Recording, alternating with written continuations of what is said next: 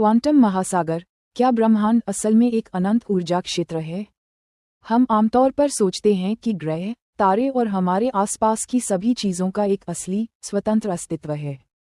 लेकिन modern physics, खासकर quantum field theory, इस पारंपरिक विचार को बदल देती है। इस थ्योरी के अनुसार, ब्रह्मांड का हर इंच असल में एक अनंत ऊर्जा क्षेत्र से भरा हुआ है। जो हमें खाली जगह दिखती है, वह असल में सक्रिय ऊर्जा के भंडार के रूप में मौजूद है।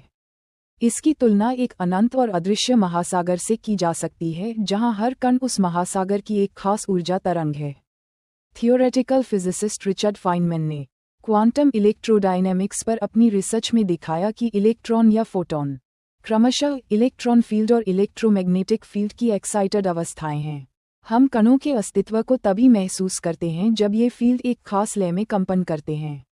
इसके अलावा, नोबेल पुरस्कार विजेता पॉल डिराक के मैथमेटिकल एनालिसिस से हमें पता चलता है कि खाली जगह या वैक्यूम बिल्कुल भी खाली नहीं है। क्वांटम उतार चढ़ाव के जरिए वर्चुअल कण लगातार बन रहे हैं और खत्म हो रहे हैं। इन अदृश्य और वर्चुअल कणों की मौजूदगी को ब्रह्मांड में मौलिक शक्तियों का स्रोत माना जाता है। सबसे हैरान करने वाली बात यह है कि चूंकि हर इलेक्ट्रॉन उसी ब्रह्मांडीय इलेक्ट्रॉन फील्ड का हिस्सा है, इसलिए आपके शरीर में एक इलेक्ट्रॉन और अरबों प्रकाश वर्ष दूर एक गैलेक्सी में एक इलेक्ट्रॉन के बीच कोई मौलिक अंतर नहीं है। वे सभी उसी अनंत महासागर के अलग अलग कंपन हैं। शॉन कैरोल और जूलियन श्विंगर जैसे फिजिसिस्ट ने दिखाया है कि प्रकृति सिर्फ दिखाई देने वाली चीज़ों के जरिए काम नहीं करती, बल्कि ब्रह्मांड की सभी शक्तियां या ऊर्जाएं दिखाई देने वाली चीज़ों के पीछे छिपे इन फील्ड के लगातार आदान प्रदान से ट्रांसफर होती हैं। हालांकि इस कनेक्शन में सीधे जानकारी का आदान प्रदान शामिल नहीं है, लेकिन ये साबित करता है कि ब्रह्मांड का हर कण एक ही स्रोत से उत्पन्न होता है।